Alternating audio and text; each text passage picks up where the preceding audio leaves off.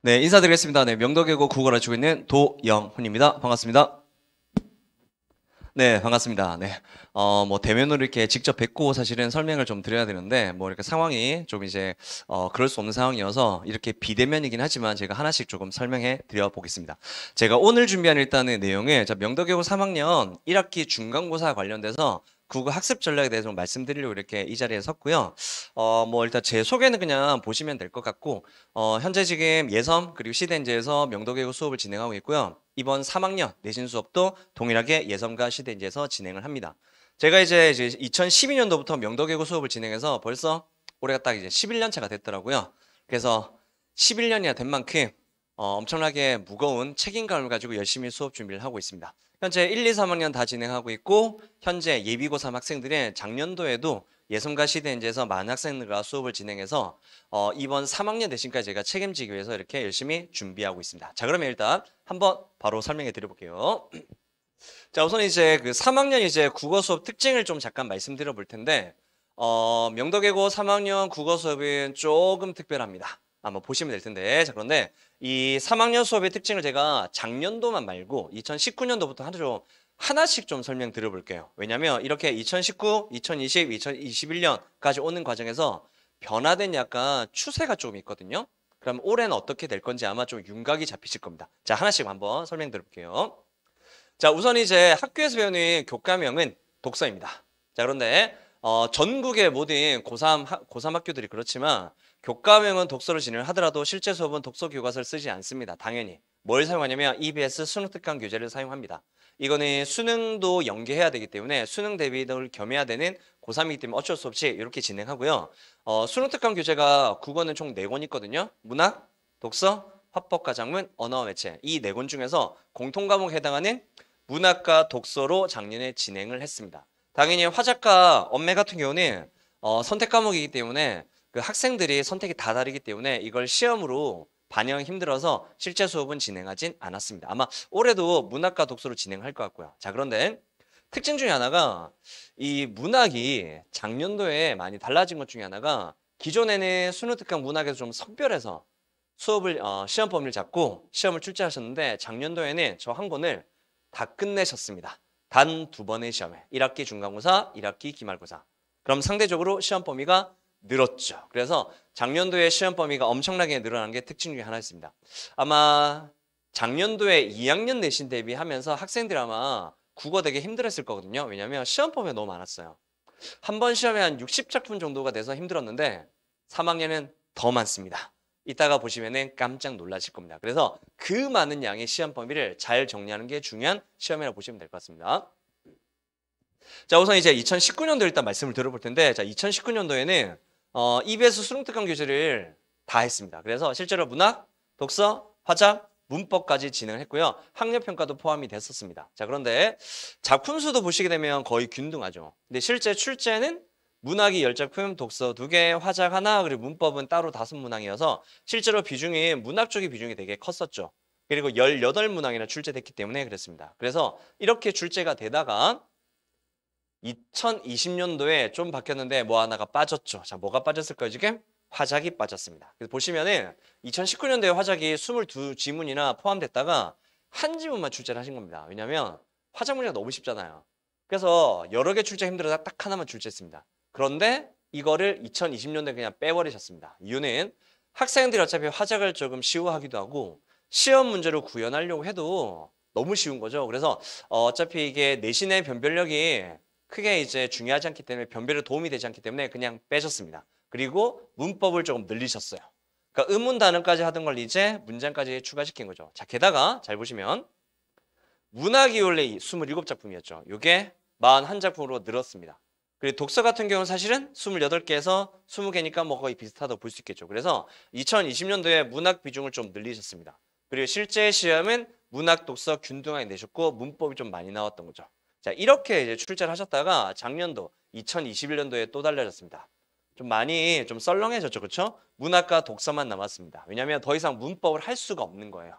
선택 과목으로 빠졌기 때문에. 그래서 문학 독서로 진행을 하되 잘 보시면 문학이 다시 어떻게 됐습니까? 73작품 더 증가했습니다. 자, 분명히 보시면은 2019년도에 27이었던 게 2020년도에 41, 이게 2021년도에 73작품으로 엄청나게 증가를 한 거죠. 이 이유가 바로 수능 특강 문학교재를 2번 시험에 다 끝내기 위해서 절반 시험 범위 포함시켜서 이렇게 된 거고요. 독서는 오히려 조금 줄이셨어요. 독서는. 근데 왜 이렇게 줄이셨냐면 그 전에만 해도 분명히 보시면 20지문이죠. 이 중에 3개를 출제하셨는데 14개에서 4개로 약간 실제 출제 양은 늘리고 그리고 시험 범위는 줄이셨어요. 왜냐하면 학교에서 수업을 다 하지 않으셨거든요. 물론 문학도 마찬가지입니다. 이게 어차피 수능 특강 교재로 고3 수업을 진행하는 순간 수업 자체가 자세히 이루어지지도 않고요. 그리고 넘어가는 작품도 상당히 많습니다. 독서도 그랬고요. 그래서 이런 이제 걸 반영해서 이제 독서를 오히려 좀 줄여주시고 문학은 일부러 많이 추가하신 겁니다. 그리고 출제는 이렇게 출제가 돼서 실제 문학이 21문학 그리고 독서가 11문학이어서 비율 자체는 2대1 비율로 이제 시험을 출제하셨고요. 그래서 문항수로 따지면 양적인 측면에서 문학이 일단 상당히 중요했고요. 그런데 독서에서 문제가 변별력 있는 문제들이 상당히 많았습니다. 그래서 독서도 상당히 비중이 높아졌던 시험이었습니다. 자, 그래서 이제 요거 이제 특징을 제가 좀 한마디로 말씀드릴 텐데 그러면 2021년도 즉 작년도 1학기 중간고사의 전반적인 특징은 어땠느냐 말씀드려 볼게요. 자, 첫 번째는 시험 범위량이 많습니다. 87작품입니다. 이게 작년도 2학년 때 많다 해도 60작품이었던 게 이제는 거의 90작품에 육박합니다. 그러니까 이거를 내신 대비 기간에 다 정리를 해야 되고요. 당연히 학교에 수업이 진행되지 않죠. 그러니까 학생 스스로가 다 정리하는 게 되게 중요하고요. 이걸 다 기억할 수도 없는 거죠. 그래서 얼마나 체계적으로 잘 정리하고 잘 반복하는지가 되게 중요한 시험이라고 보시면 됩니다. 자, 그리고 시험지 분량이 좀 증가했는데 이거는 사실 작년에 명덕외고 1, 2, 3학년 국어시험 전반적인 특징이었거든요. 12페이지로 증가했습니다. 자, 기존에는 8페이지였어요. 그러면 이 8페이지가 12페이지 증가하는 게 어떤 의미가 있느냐? 시험 문제 자체가 길어진 거죠. 한 문항 한 문항. 길어지기 위해서 뭐가 생겼냐면 보기가 많이 생겼습니다. 그래서 실제로 보기 제시형 문제가 많이 출제됐고요. 따라서 수능형 출제가 되게 많이 이루어졌습니다. 그러면 단순히 작품을 암기한다고 되는 문제는 아니었던 거죠. 그래서 수능형으로 문제를 푸는 연습도 되게 필요했던 시험이었고요. 그리고 서술형이 출제가 됐는데 이것도 조금 작년에는 좀 특징적이 있습니다. 올해는 어떻게 될지 모르겠지만 원래 기존의 3학년에서는 서술형이 없었습니다. 왜냐하면 3학년 시험은 기본적으로 점수를 줄여고 하는 시험이었거든요. 그리고 고3 애들에게 학습 부담을 줄여주는 게 최우선으로 수업이 진행됐는데 작년도에는 그 기조를 바꿨습니다. 3학년 내신, 어차피 중요하잖아요. 수시에서. 그래서 3학년 내신까지 변별을 할 수 있도록 문제를 어렵게 출제를 하기 위해서 시험 범위 양도 늘리고 문제도 수능형 출제되고 서술형까지 해서 감점까지 당하게끔 출제를 했습니다. 근데 이건 사실 조금 비하인드가 있는 게 작년에 국어 선생님이 2, 3학년 선생님이 이렇게 크로스가 됐거든요. 그러면서 2학년 서술형이 빠지면서 3학년 서술형이 생겼습니다. 5문항이나. 이게 1학기 중간고사, 기말고사 쭉 유지가 됐었고요. 올해는 그러면 어떻게 될 거냐? 올해도 역시나 서술형이 있을 수도 있고요. 아니면은 올해는 기존처럼 없어질 수도 있고요. 이건 아마 개학하고 난 뒤에 학교 선생님 설명을 듣고 난 뒤에 아마 결정할 수 있을 것 같습니다. 그래서 서술형이 혹시 또 출제가 된다. 그럼 서술형 대비해야 되고요. 출제가 되지 않으면 그에 맞게끔 다시 대비를 하면 되고요. 요거는 이제 나중에 계획이 나오면 거기에 맞게끔 제가 수업 준비를 할 거고요. 자, 그래서 실제는 이렇게 출제가 됐습니다. 현대시 21작품, 고전시가 17작품, 현대소설 10개, 고전소설 10개, 극수필 15개. 여서 잘 보시면은 모든 영역을 골고루 출제를 하신 거죠. 시험 범위. 골고루 잡으셨습니다. 이 말은 뭐냐면 수능특강 교재가 한 권 있을 때 절반씩 포함된다고 해서 앞에서부터 절반 딱 시험 내고 그 다음 절반 이렇게 출제하지 않은 거고요. 영역마다 절반씩 출제를 하신 겁니다. 그래서 이렇게 73작품이나 문학이 나왔던 거고요. 이 중에서 출제는 이렇게 됐습니다. 또 출제 보시면 현대시 21개 중에 3개, 고전시가 17 중에 3개, 그리고 소설은 총 20개 중에서 딱 3작품, 극수필 1작품, 즉 모든 영역을 다 출제하셨습니다. 그래서 이런 경향 때문에 결국에 73작품이나 되는 저 많은 작품들을 하나도 빠짐없이 정리를 할 수밖에 없습니다. 왜냐하면 골고루 출제를 하세요. 그러니까 학교쌤이 알고 계신 거예요. 한쪽에 더 중요한 파트에 집중적으로 출제를 하면 학생들 학습이 그쪽에 몰릴 거다. 그럼 결국에 전체적으로 공부를 하는 학생들이 되게 손해를 볼 수 있잖아요. 그래서 전체적으로 열심히 공부한 학생들을 위해서 일부러 골고루 이렇게 출제를 하신 겁니다. 73작품 중에 딱 10작품만 출제를 합니다. 자, 이게 문학이었고요. 자, 독서는 보시게 되면 독서도 역시나 전 영역 고루고루 시험 범위 잡아주시고요. 4개, 4개, 3개, 3개인데 인문, 사회, 과학, 통합까지 이렇게 골고루 시험 범위를 잡아주셨습니다. 그리고 출제는 이렇게 됐습니다. 인문은 물론 출제 안 됐지만 잘 보시면 전반적으로 골고루 출제하려고 하는 좀 경향이 컸습니다. 자, 그런데 과학기술이 지금 두 지문이었죠. 근데 이건 제가 이제 작년도에 수업을 진행하면서도 학생들 제가 어떤 얘기를 했었냐면 지금 영역이 지금 내 영역을 골고루 거의 비슷하게 시험범위를 잡으셨으니까 웬만하면 하나씩 출제를 하실 거다. 자, 그런데 저 중에서 혹시 두 지문 이상 출제하는 파트가 있다고 하면 아마 과학기술이 될 거라고 제가 얘기했었거든요. 그대로 과학기술 두 지문이 출제가 됐습니다.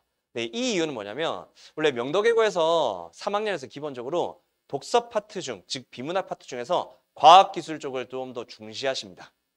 제가 이걸 왜 알고 있냐면 2020년도에 독서 시험 범위에서 뭐 인문 파트, 사회 파트, 과학 파트 쭉 있겠죠. 그 중에서 인문과 사회는 시험 범위 잡지 않고 과학기술 쪽에서만 14의 지문을 시험 범위를 잡아주셨어요. 14개나. 그리고 수업은 진행을 안 하셨습니다. 그리고 그 14개 중에서 두 지문이 출제가 되는 거죠. 그래서 일부러 아마 제 생각에는 명덕외 학생들이 뭐 저와 같은 문과 학생이다 보니까 아무래도 과학기술 쪽이 좀 약합니다. 인문 쪽에 조금 더 강하고요. 그래서 수능을 조금 대비하기 위해서 과학기술 쪽에 학습을 조금 더 시키려고 했던 것 같아요. 그래서 과학기술 쪽에 시험범위를 더 많이 잡아주시고 출제를 많이 하셨거든요. 그래서 아마 이런 경향이면 과학기술 딱 세 지문밖에 없어도 한 2개 이상 나올 거라 생각했는데 역시나 이렇게 나왔습니다.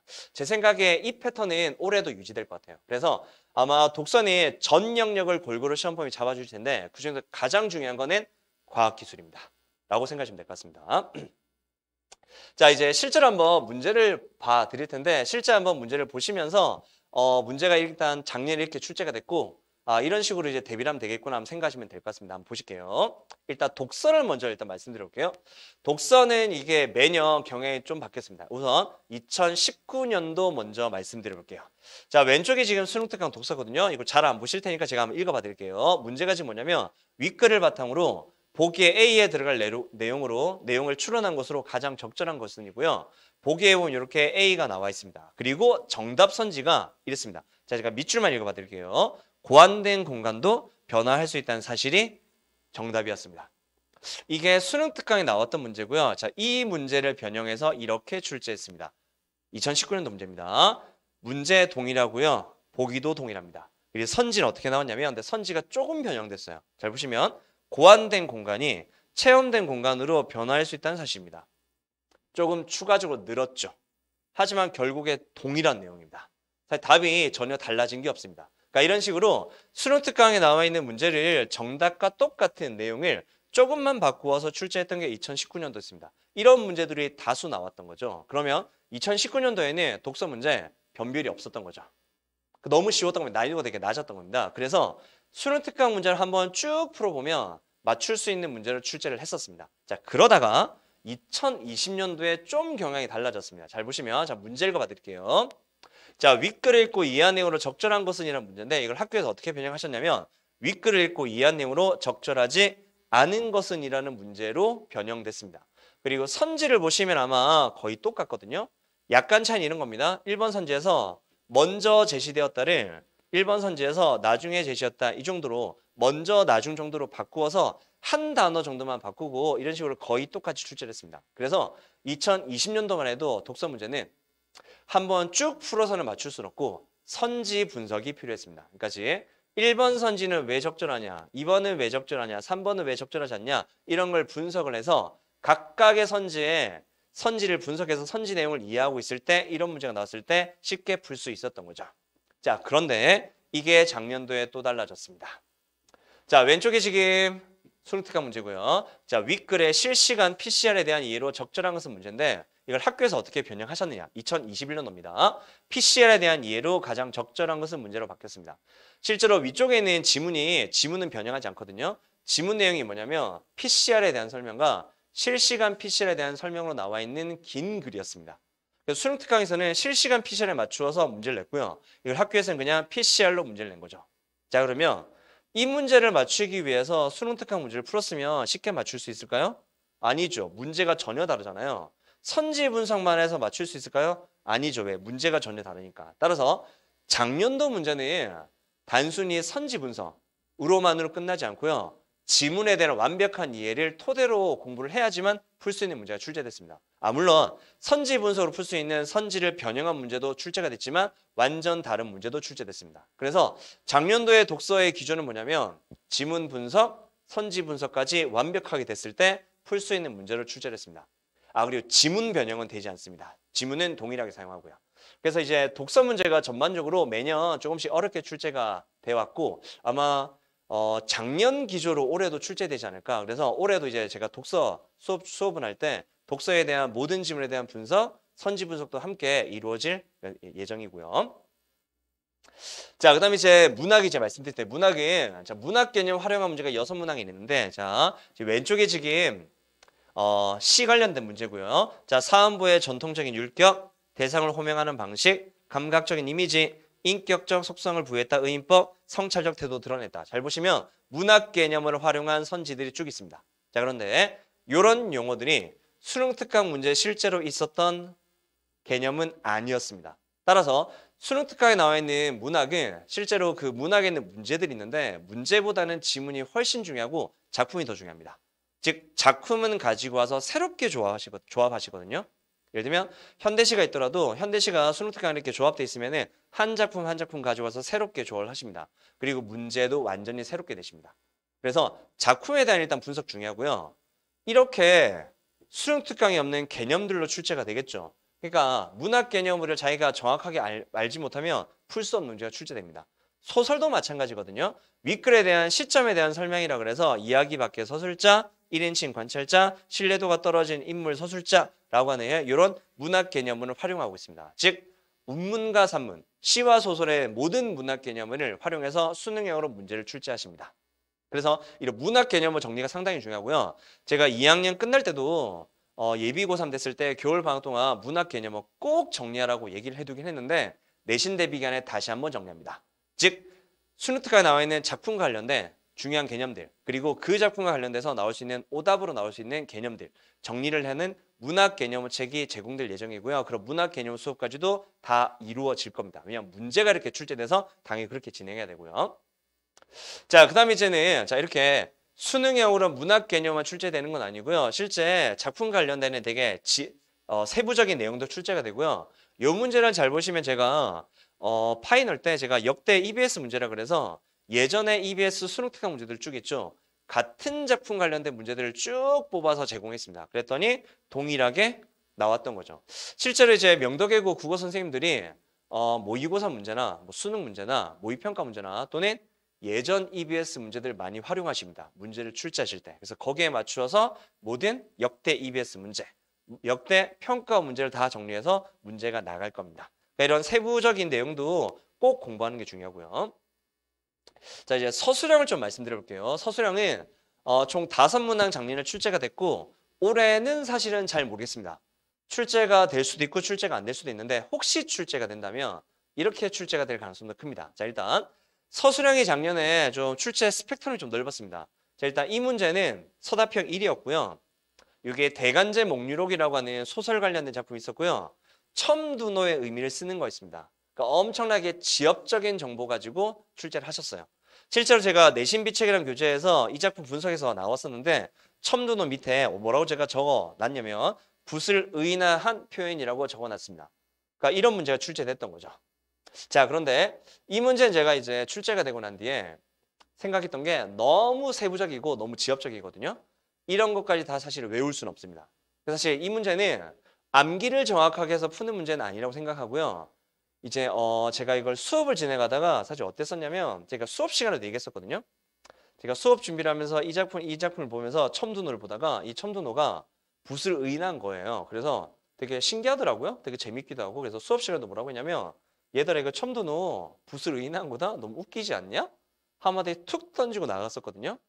그리고 문제를 받자 이런 문제가 있더라고요. 첨두노를 딱 푸는 순간 이거 붓인데? 라는 생각이 들더라고요. 그러니까 제가 이제 수업을 진행하면서 조금 되게 특이한 것들, 특징적인 것들이 좀 있을 거잖아요. 그런 걸 그냥 중간중간 툭툭 던진 것 중에서 실제로 문제가 나왔었고요. 실제로 그래서 맞춘 애들이 다수 있더라고요. 그래서 맞춘 애들이 있어서 너 첨도너 부신 거 어떻게 하라니 물어봤더니 아니 선생님이 그때 조금 웃기다 그래서 순간 생각났대요. 그래서 이렇게 수업 시간에 제가 이렇게 탁 찍어주는 건 아니지만 수업을 듣다가 중간중간 좀 중요한 것들, 좀 특이한 것들이 이제 생각이 나서 문제를 풀 수 있는 경우도 많이 생기고요. 그러니까 이런 건 이제 수업을 꼭 들으면 풀 수 있는 그런 장점 중에 하나였다고 생각합니다. 자, 그다음 이제 이런 문제 출제됐습니다. 이게 작년에 이제 학생들이 이 문제를 보고 되게 충격받았었는데 서답형 문제였고요. 위쪽에 지금 사회, 독서 지문이 있습니다. 그리고 이제 조건을 줬고요. 조건에 맞게 소수라는 건데 고정비용, 수성비, 총비용이라는 용어를 반드시 쓸 거. 완결된 4문장 이내로 서술할 거. 생산입지 세 곳을 반드시 비교해서 총비용을 고려할 거. 제조업 벨트와 연관성을 언급할 것이라고 해서 이런 조건을 주고 난 뒤에 서술하는 문제를 냈습니다. 자, 그런데 이 문제가 좀 충격적인 거 명도계고에서 이런 조건에 따라 서술한 문제 1학년, 2학년, 3학년 매년 낸 적이 없습니다. 근데 작년에 처음 출제했던 거죠. 그래서 이런 문제를 맞추기 위해서는 당연히 위에 나와 있는 지문에 대해서 완벽하게 이해를 하지 못하면 풀 수 없는 거였어요. 실제 지금 여기 보시는 건 학교에서 제공한 답이거든요. 엄청나게 길죠. 학생들이 되게 멘붕에 빠졌던 그런 문제였습니다. 그래서 혹시 올해도 서술형이 나온다면은 지문을 일단 완벽하게 이해해서 어떤 각 상황에 대한 어떤 이해를 토대로 이렇게 쓰는 연습도 조금 필요할 것 같아요. 그래서 혹시 올해도 이렇게 긴 서술이 나온다면은 이런 대비도 조금 할까 이렇게 생각 중이고요. 자, 지금까지 출제 사례 쭉 보여드렸는데 보시면은 3학년 내신도 참 쉽지 않습니다. 일단 독서 같은 경우에는 최근 경향에 참 어렵게 출제가 되고 문학도 수능형으로 많이 내려고 예를 쓰고 있습니다. 그래서 그 수많은 작품들을 외워서 푸는 게 아니라 수많은 작품들을 수능식으로 즉 출제될 만한 포인트 중심으로 정리를 해서 수능틱하게 문제를 풀어야지만 풀 수 있는 문제의 다수 출제가 됐습니다. 그래서 거기에 맞게끔 공부하는 게 되게 중요할 것 같습니다. 자, 그럼 이제 명덕예고 내신 콘텐츠를 좀 설명해 드릴 텐데 자, 수업에 이런 교재들과 함께 진행합니다. 일단 내신 비책이고요. 수능 특강 문학, 수능 특강 독서, 모든 시험 범위에 대한 작품 분석 다 진행할 예정이고요. 그리고 내신혁명이라 그래서 교재가 나갑니다. 아마 거의 매주 교재가 나갈 거고요. 학생들이 교재 받을 때마다 되게 헉하면서 되게 힘들어합니다. 너무 많은 내용이 있어서 근데 어쩔 수 없습니다. 작품 수가 너무 많기 때문에 그 작품 수가 많은 걸 내신혁명 교재 문제를 풀면서 정리할 수밖에 없습니다. 그래서 이제 또 하나 좀 당부드리면 작년에도 이제 내신 대비하면서 좀 실패했던 학생들 중에는 어떤 스타일이냐면 모든 작품을 외우려고 하는 학생들이 좀 있었어요. 그러니까 작품을 다 외워서 풀겠다. 근데 3학년 시험은 그렇게 하면 안 됩니다. 문제를 풀면서 익혀가야 됩니다. 그래서 문제를 풀면서 작품을 익혀가는 그런 연습용으로 제가 이렇게 내신혁명 교재가 나가는 거고요. 그래서 내신혁명 문제를 쭉 풀어나가면서 그 관련된 작품을 반복적으로 문제 풀면서 작품에 대한 이해를 넓혀가는 게 되게 중요하다고 보시면 될 것 같고요. 자, 그다음에 파이널 교재도 나갑니다. 자, 그리고 문학 개념 운문, 문학 개념 산문인데 아까 제가 설명드렸지만 문학 같은 경우는 단순 작품 문제도 출제가 되긴 하지만 작품이 아니라 문학 개념 활용하는 문제가 다수 출제가 됩니다. 그래서 이 문학 개념을 한 번 더 점검해야 되기 때문에 문학 개념어 교재도 따로 제공하고요. 수업 시간에도 제가 전부 다 다루어 주고요. 그래서 이런 교재들과 함께 이제 내신 대비를 쭉 진행하고요. 자, 이제 수업 시간 말씀드려 볼 텐데 수업 시간에 이렇게 결정이 났습니다. 이제 예섬과 시대인지에서 진행하고요. 자, 개강일도 일단 정했거든요. 3월 18일 예섬에서 금요일 날 6시 반에 일단 진행하고요. 그리고 시대인재는 3월 19일 토요일 날 2시 반에 진행합니다. 둘 다 동일한 수업이고요.